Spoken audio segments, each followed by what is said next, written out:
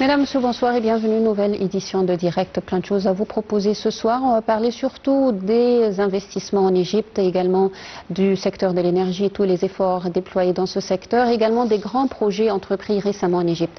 Et à présent, on va commencer par les nouvelles et on commence par le président Abdel Fattah el-Sisi qui a réaffirmé l'importance stratégique des relations entre l'Égypte et les États-Unis lors de sa rencontre avec le haut conseiller du président américain pour les affaires arabes et africaines, Mossad Boulos. La rencontre a porté sur les moyens de développer les relations égypto-américaines dans les divers domaines.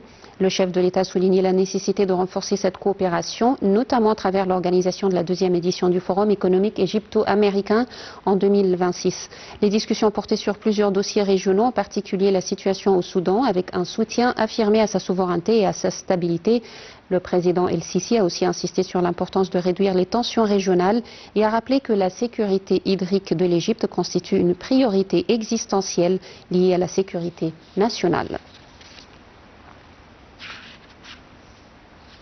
Le chef de la diplomatie Badr Abdelghati s'est également entretenu avec le haut conseiller du président des États-Unis pour les affaires arabes et africaines, Mossad Boulos. Au cours de la rencontre, les deux responsables ont dit aspirer à promouvoir la coopération entre les deux pays dans les divers domaines. Abdelghati et Boulos ont abordé le partenariat économique entre le Caire et Washington et les nouvelles perspectives d'investissement en Égypte. M. Abdelghati a valorisé le rôle axial que joue le président américain pour mettre fin aux guerres et régler les conflits au niveau mondial, en particulier dans la bande de Gaza. Les deux responsables ont par ailleurs examiné nombre de dossiers régionaux dont le conflit secouant le Soudan, la situation prévalant dans la Corne de l'Afrique et la situation en Libye ont également fait sujet d'examen.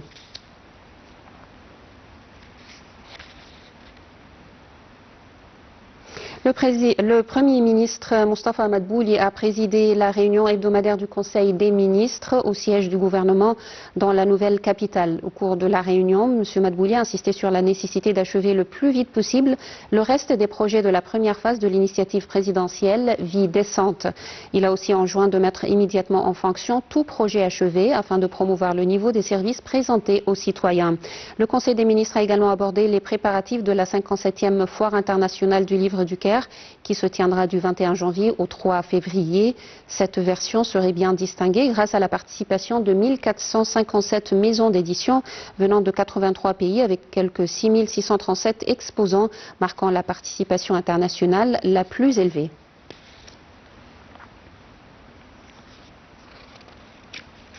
Et à présent, mesdames et messieurs, on va passer à notre premier sujet pour ce soir. L'économie égyptienne traverse actuellement une phase de transformation marquée par des réformes structurelles ambitieuses dans un contexte régional et international particulièrement complexe. Malgré les pressions liées à l'inflation mondiale et aux tensions géopolitiques, l'Égypte montre des signes de résilience et de redressement progressif. Les détails dans ce commentaire.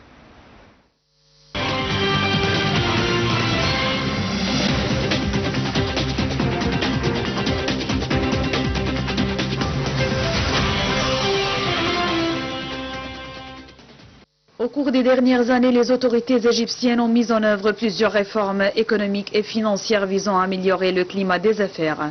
La libéralisation progressive du taux de change, la simplification des procédures administratives et le renforcement du cadre juridique ont contribué à envoyer des signaux positifs aux investisseurs internationaux. Ces mesures visent à accroître la transparence du marché et à garantir une concurrence plus équitable. Les investissements étrangers représentent aujourd'hui un levier essentiel pour soutenir la croissance économique, renforcer les réserves en devises et créer des opportunités d'emploi. Plusieurs secteurs attirent l'intérêt des investisseurs, notamment l'industrie manufacturière, les services, les technologies et l'agroalimentaire. La position géographique stratégique de l'Égypte et la taille de son marché intérieur constituent également des atouts majeurs pour les entreprises étrangères souhaitant s'implanter dans la région. Toutefois, l'économie égyptienne reste confrontée à des défis structurels. L'inflation élevée exerce une pression sur le pouvoir d'achat, tandis que la dette publique et les besoins de financement extérieur demeurent des enjeux prioritaires. Dans ce contexte, le gouvernement mise sur l'augmentation des investissements étrangers durables afin de réduire la dépendance au financement à court terme et de renforcer la stabilité macroéconomique. Malgré les difficultés économiques actuelles, l'Égypte cherche à consolider sa position comme destination attractive pour les investissements étrangers. La poursuite des réformes économiques, l'amélioration du climat des affaires et le renforcement de la confiance des investisseurs seront des facteurs déterminants pour soutenir la croissance et assurer une reprise économique progressive et durable.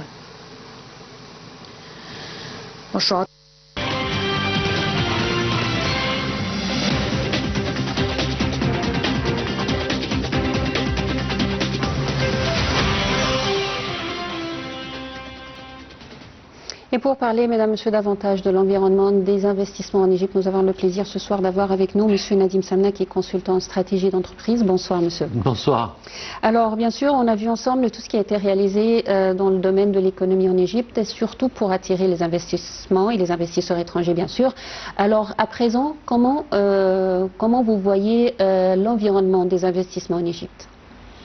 C'est vrai, la phase des réformes, ça a commencé il y a déjà plusieurs années, puis l'économie égyptienne a montré sa résilience face à plusieurs difficultés. La difficulté du Covid et l'arrêt du tourisme presque complet, difficulté aussi pour l'approvisionnement de certains denrées à cause des événements politiques entre la Russie et l'Ukraine, et aussi toutes les difficultés dans les pays qui nous entourent. Et au cours de toutes ces années, l'économie égyptienne a gardé un taux de croissance positif et a fait partie on va dire, des pays qui proposent la plus forte croissance. Alors, grâce à ces réformes, grâce bien sûr aux atouts de l'économie égyptienne, la jeunesse, la localisation géographique, le marché intérieur assez grand, et il y a beaucoup d'avantages. Et on voit une recrudescence vraiment des investissements directs étrangers. C'est très important, vraiment très important. Et c'est vrai que là on démarre l'année 2026 avec beaucoup d'indicateurs, on va dire vraiment un vert très foncé. Ouais. Alors certainement, quand on parle des IDE ou des investissements directs étrangers, il y a des facteurs très importants qui attirent les investisseurs vers l'Égypte. Il faut parler de la position stratégique de l'Égypte, il faut parler de la main-d'œuvre qui se trouve, une main-d'œuvre bien qualifiée, bien formée. Alors comment les investisseurs voient ces opportunités en Égypte? Alors les investisseurs, ils vont regarder vraiment beaucoup de paramètres. Beaucoup de paramètres. Là, ce que vous avez cité, c'est l'intérêt du marché égyptien lui-même, la localisation, surtout pour l'industrie manufacturière qui demande beaucoup de main-d'œuvre qualifiée. On voit, il y a aussi la relative stabilisation de la monnaie. La devise égyptienne a gagné, je crois, 6 ou 7% face au dollar en 2025. Ça, c'est un signe positif avec des fluctuations. On ne voyait pas ça. Enfin, je veux dire, là, dans le temps, c'était un taux fixe qui ne bougeait pas toute l'année, sauf quand il y a des crises. À ce moment-là, il y a un écart entre le marché noir et le marché officiel. Aujourd'hui, il n'y a vraiment pas du tout de marché noir et il y a des fluctuations en fonction des saisons, en fonction des arrivées de devises. Ça veut dire qu'il y a un vrai marché d'échange. Ça, c'est très rassurant pour les entreprises étrangères qui veulent être assurées, une fois qu'ils aient fait de profit en Égypte, peuvent rapatrier leurs profits. Oui. Après, il y a une simplification des procédures. Il y a un vrai effort qui a été fait par plusieurs ministères. Parce qu'il y a vraiment, on sent qu'il y a une coopération entre les ministères. Ça aussi, ça n'existait pas, on va dire, il y a une dizaine d'années peut-être, pour faciliter la vie aux investisseurs. Et ça, c'est nous qui sommes sur le terrain. On sent que même dans on va dire, la partie vraiment des fonctionnaires qui ne vont pas parler on va dire, dans le public, mais il y a vraiment un intérêt pour les investisseurs. On va recruter des jeunes premiers de la promo. Ça, c'est très important. Et ils vont poursuivre des études supérieures. Donc, après même on va dire, les études universitaires, on les choisit, vraiment on les sélectionne pour que ce soit un noyau pour une administration égyptienne efficace. En parallèle, il y a bien sûr tout ce qui est numérisation, digitalisation.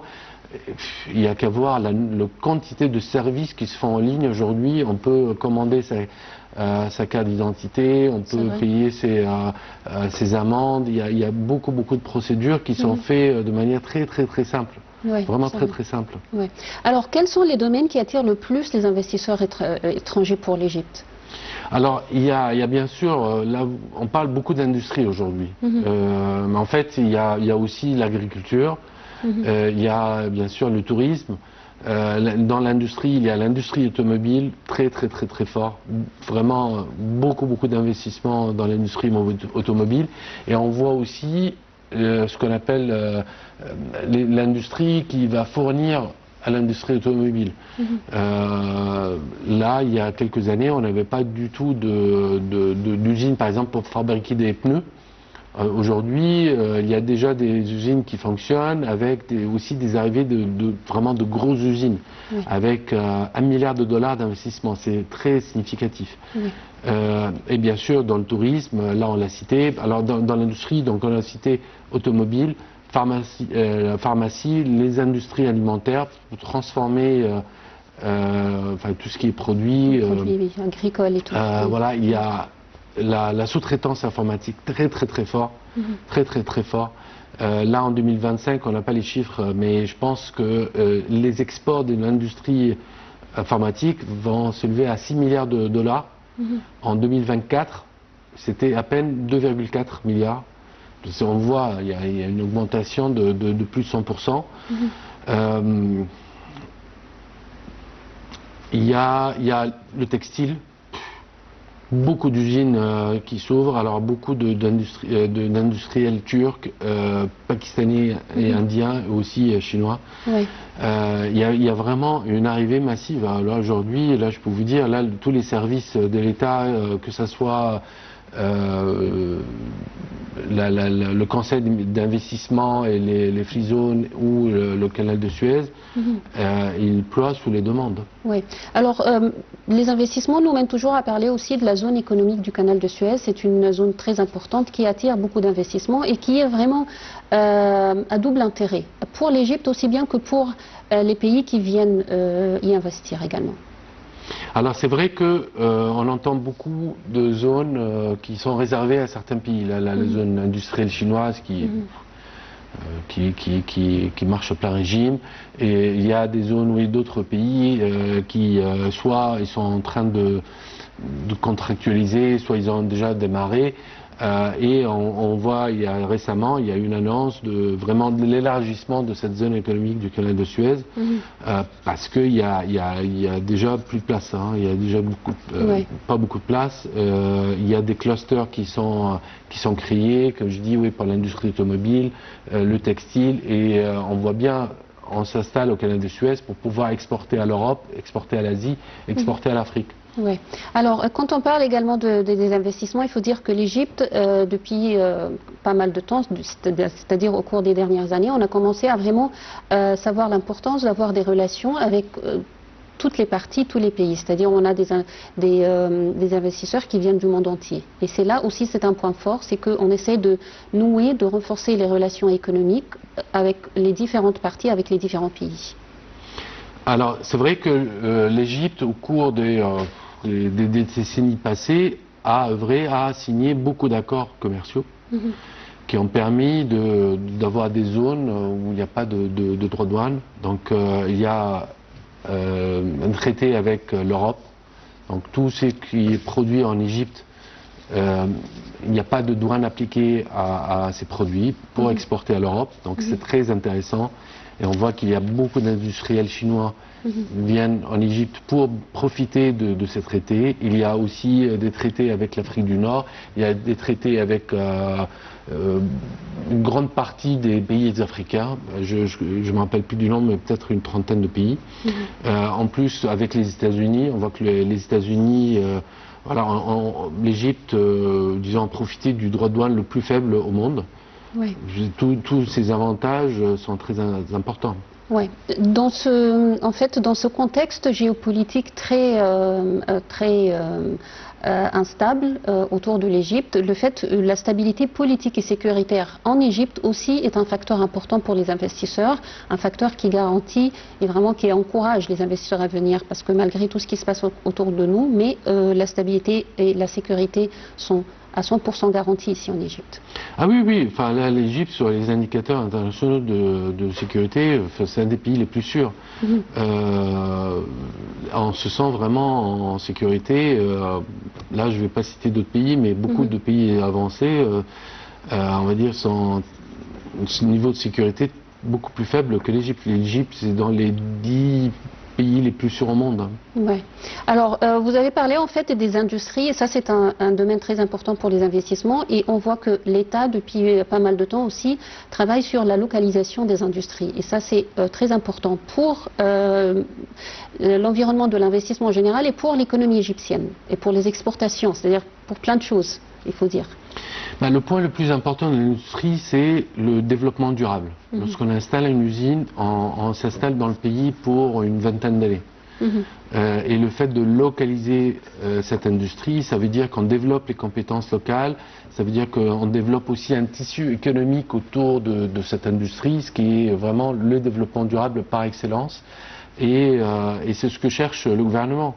On ne cherche pas à avoir des investissements très rapides pour juste quelques années.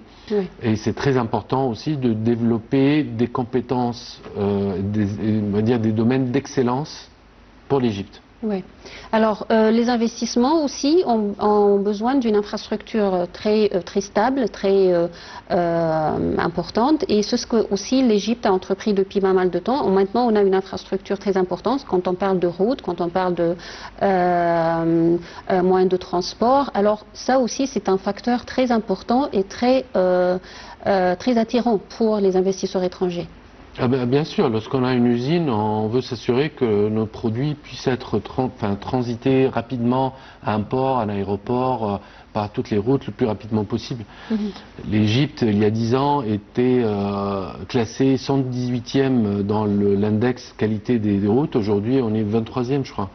Donc on voit bien sûr le saut impressionnant qui a été fait par l'Égypte. Oui. Alors le secteur privé joue aussi un rôle très important en ce qui concerne l'investissement et ce dernier temps, il y a l'État aussi qui encourage le secteur privé qui prend part, c'est-à-dire à tout ce qui se passe dans le pays pour vraiment garantir l'inclusion pour toutes les parties économiques du pays. Alors c'est vrai que traditionnellement l'Égypte a un part de secteur privé très important par rapport aux pays de la région. Ce rôle a été un peu en retrait parce que l'intervention de l'État était très forte lorsqu'on parle d'investissement. Pourquoi? Parce que c'est des investissements lourds. Vous avez dit l'infrastructure. Il faut voir tout ce qui a été fait dans les ports. Il y a une construction et 13 nouveaux ports ou l'expansion de 13 nouveaux. En tout cas, il y a beaucoup le doublement des routes, enfin tout ce qui fait le rail, le rail de grande vitesse. Et c'est des réalisations, c'est pas juste des projets et des annonces. Non, là c'est aujourd'hui le train grande vitesse est en phase de test. C'est-à-dire il a déjà été livré, il est en phase de test. Ça c'est vraiment une preuve et une garantie du sérieux du gouvernement. Et maintenant que l'infrastructure a été assez développée, vient le rôle du secteur privé. Et on voit qu'il y a quelques années, l'État a déjà émis la convention pour définir son rôle dans tous les secteurs d'activité pour vraiment indiquer au secteur privé là où il peut intervenir, là où il peut se développer et vraiment cueillir, on va dire, les fruits de toute cette infrastructure et de tous ces investissements. Oui, alors on parlait en fait tout à l'heure des grands projets nationaux entrepris en Égypte et en fait au cours de la dernière décennie, l'Égypte a lancé une série de méga projets nationaux visant à moderniser ses infrastructures, soutenir la croissance économique et renforcer son rôle régional. Les secteurs des routes, des ports maritimes et des nouvelles villes constituent les piliers essentiels de cette stratégie de développement global pour répondre à la croissance démographique, améliorer la compétitivité économique et attirer bien sûr sûr les investissements locaux et étrangers. Tout de suite, nous allons voir plus de détails dans ce commentaire.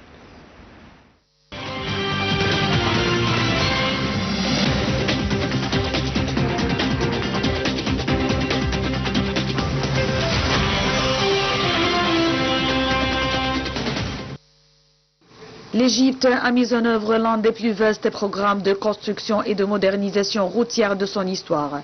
Des milliers de kilomètres de routes et d'autoroutes ont été construits ou rénovés afin de réduire les embouteillages dans les grandes agglomérations, relier efficacement les gouvernorats entre eux, faciliter le transport des marchandises et des personnes. L'Égypte a également investi dans des systèmes de transport intelligents, intégrant des technologies de surveillance, de sécurité et de gestion du trafic, contribuant à améliorer la sécurité routière et à réduire les accidents. Grâce à sa position géographique unique, l'Égypte est un acteur clé du commerce mondial. L'État a donc accordé une priorité majeure au développement des ports, notamment les ports de la mer Méditerranée, les ports de la mer Rouge, les ports liés à l'axe du canal de Suez.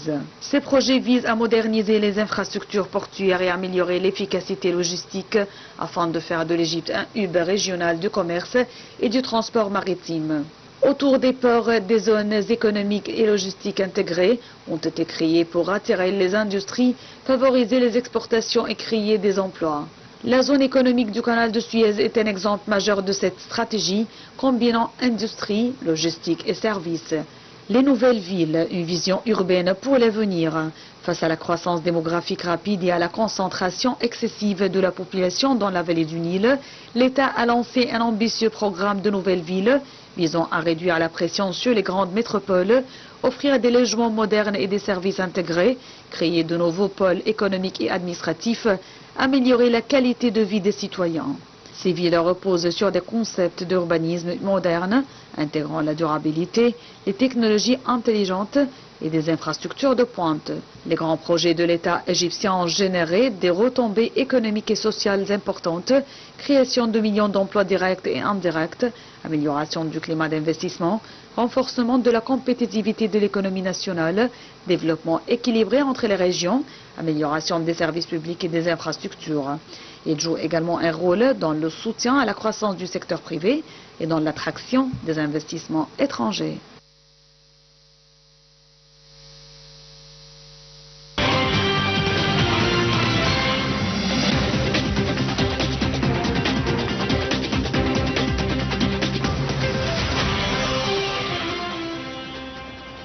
Alors, Monsieur Samna, en fait, on parlait tout à l'heure de ces grands projets, surtout en ce qui concerne les routes et les moyens de transport, mais j'aimerais parler plus en détail, parce que tout ce qui a été réalisé en ce qui concerne les routes, l'axe routier, c'est vraiment alloué en Égypte au cours de ces dernières années. Maintenant, on trouve des chemins partout qui sont vraiment bien faits, qui relient les quatre côtés de l'Égypte, partout, et il y a même des liaisons avec les pays autour. Alors comment vous voyez tout ce qui a été réalisé en ce qui concerne surtout les routes et ces grands projets routiers entrepris en Égypte? Alors c'est vrai, nous qui vivons en Égypte, on apprécie oui, énormément les grandes routes très larges. Je crois la distance, enfin en tout cas la longueur des routes a doublé, plus que doublé. Mais il faut voir vraiment le schéma en sa totalité. Donc tout ce qui concerne la mobilité, donc il y a bien sûr les routes, il y a bien sûr le rail, il y a bien sûr tout ce qui est solutions de mobilité, le monorail, le tramway, le métro. Les lignes de métro qui n'arrêtent de doubler en fait. Voilà, exactement. Donc là, on va chaque quelques mois, je crois, il y a une ouverture de nouvelles stations. C'est vrai. Donc il y a vraiment un schéma directeur national pour relier les ports, les aéroports, les grands centres urbains et les zones industrielles. Oui. Il y a bien sûr, il y a ce qu'on appelle les ports secs aussi. Donc tout ça, ça va être sur aussi le grid, le chemin des rails, pour relier voilà, les 60 centres urbains les plus forts, les plus grands en Égypte, avec bien sûr tous les ports. Donc comme j'ai dit tout à l'heure, il y a bien sûr l'amélioration et l'expansion des ports existants et l'ouverture et la création de nouveaux ports. Oui. On voit le port Saïd, par exemple, il a été classé 3e mondialement en termes de traitement des conteneurs. Ouais. C'est bien sûr se profiter de la position géographique de l'Égypte en termes de logistique, et c'est vraiment pour ouvrir tout le pays et en tout cas s'assurer que même si les industriels s'installent au coin le plus profond en Égypte, il va trouver une solution de mobilité très rapide pour pouvoir exporter ses produits. Ouais. Alors, c'est-à-dire les nouvelles villes en Égypte, surtout aussi la nouvelle capitale, ce sont des grands projets qui ont été entrepris en Égypte. Les nouvelles villes aussi ont allégé bien sûr les pressions sur les habitants des différents gouvernorats, mais ils ont aussi offert, ou plutôt garantir, ils ont garanti d'offres d'emploi, ils ont garanti une meilleure vie, surtout qu'on parle aussi de villes qui sont pour la plupart intelligentes. Alors comment vous voyez tout ce qui a été réalisé dans le domaine de l'habitat également? Alors c'est vrai qu'on parle d'environ une trentaine de nouvelles villes. Les villes phares, c'est bien sûr la nouvelle capitale, l'Alamein, mais il y a aussi des villes comme le nouvel Mansoura, le nouvel Asyut, le nouvel Minya. En tout cas, ça c'est, on va dire, si on regarde le Nil, on a construit des nouvelles villes qui juxtaposent, on va dire, les villes existantes sur le Nil pour voilà, donner un peu plus d'espace, un peu plus d'étendue urbaine en s'éloignant du Nil. Oui. C'est vrai, la construction elle-même offre des opportunités d'emploi, mais surtout, ça a permis à l'Égypte de développer un savoir-faire impressionnant. Ouais. Impressionnant. Aujourd'hui, surtout pour les pays africains, l'offre égyptienne, elle est très très très séduisante. Très séduisante parce que il y a bien sûr beaucoup d'ingénieurs égyptiens qui savent travailler très efficacement et qui ont le savoir-faire, donc et avec un coût qui est quand même beaucoup plus faible que, on va dire, que d'autres entrepreneurs ou d'autres développeurs internationaux. Et ça a permis à l'Égypte de réaliser, par exemple, le grand barrage en Tanzanie.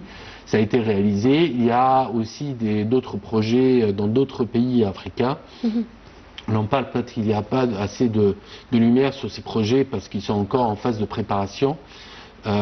Mais ça a permis, là on voit en Libye voisine, il y a quand même beaucoup de projets égyptiens et on voit même, selon les modèles qui sont développés en Libye, très similaires à ce qui a été développé en Égypte. Oui.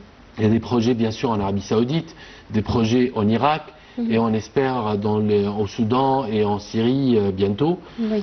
Donc ça a permis vraiment la construction, on va dire, c'est le reflet de la tradition des Égyptiens depuis les pyramides, d'être des constructeurs et ça a été fait, enfin en tout cas ça se construit aujourd'hui. Oui. Alors quand on parle également de grands projets, vous venez de parler tout à l'heure des projets entrepris dans le domaine de l'industrie. Alors on parle de l'industrie agroalimentaire, on parle de l'industrie automobile, de la technologie de l'information aussi, il y a un grand effort. Alors comment vous voyez aussi ces grands projets entrepris dans le domaine de l'industrie en Égypte? C'est l'industrie, comme j'ai dit, c'est le développement durable, c'est la garantie d'avoir des emplois à forte valeur ajoutée et vraiment dans la durée. C'est aussi la source de devises. Là aujourd'hui, l'Égypte exporte énormément. Alors on n'a pas encore les chiffres de 2025, mais il y a le deuxième trimestre de 2025, il y a une forte augmentation des exports là, de 33%. Donc ça c'est très très important, c'est grâce à l'industrie. Et on voit, j'ai parlé aussi de l'industrie informatique, c'est très très important. On sait qu'il y a tous les câbles maritimes qui passent à travers le canal de Suez, ça donne à l'Égypte un avantage aussi important dans tout ce qui est informatique. Il y a tous ces domaines, tous ces domaines qui permettent aussi d'augmenter le niveau de vie de tous les Égyptiens et profiter de la jeunesse égyptienne, profiter de sa localisation et aussi la main-d'œuvre, on va dire, à coût raisonnable. On vit maintenant dans un monde très connecté. Lorsqu'on regarde que l'Égypte est vraiment au centre du monde, ça veut dire que l'Égypte va devenir le nœud névralgique, que ce soit de l'industrie, de l'informatique, de plein de choses. Oui. Alors certainement aussi l'énergie est très nécessaire pour tous ces projets, tous ces grands projets dont on vient de parler. Et au cours des dernières années, l'Égypte a réussi à se positionner comme un acteur énergétique majeur au Moyen-Orient et en Méditerranée orientale grâce à d'importants investissements dans le gaz naturel et les énergies renouvelables. Le pays s'est progressivement transformé en un centre régional de production, de transformation et d'exportation de l'énergie. Les détails dans ce commentaire.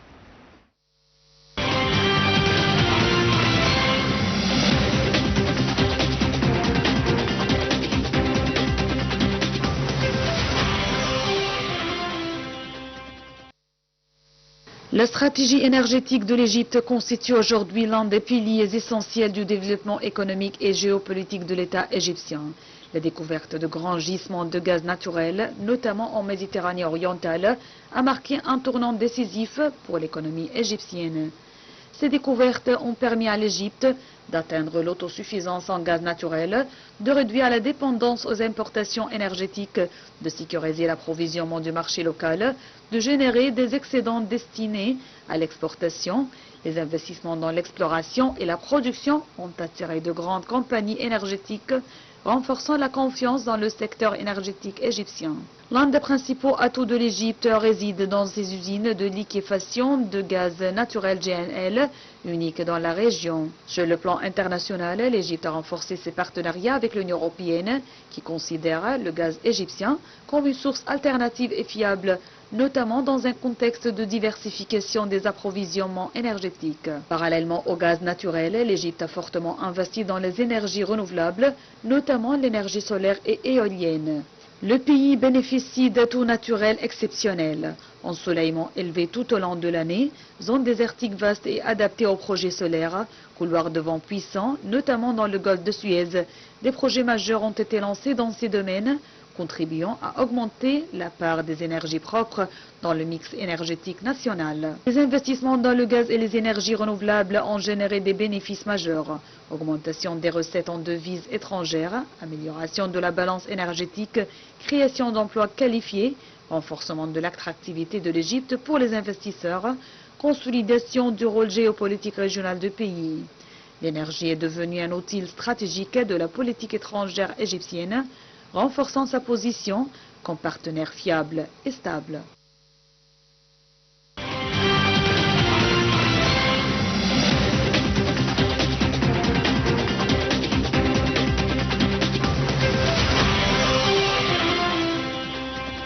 Alors, Monsieur Semna, en fait, il faut dire que la stratégie énergétique de l'Égypte est vraiment un des piliers essentiels du développement économique. Et l'Égypte est parvenue ce dernier temps à devenir un hub régional pour l'énergie. Comment vous voyez tout ce qui a été réalisé dans le secteur de l'énergie?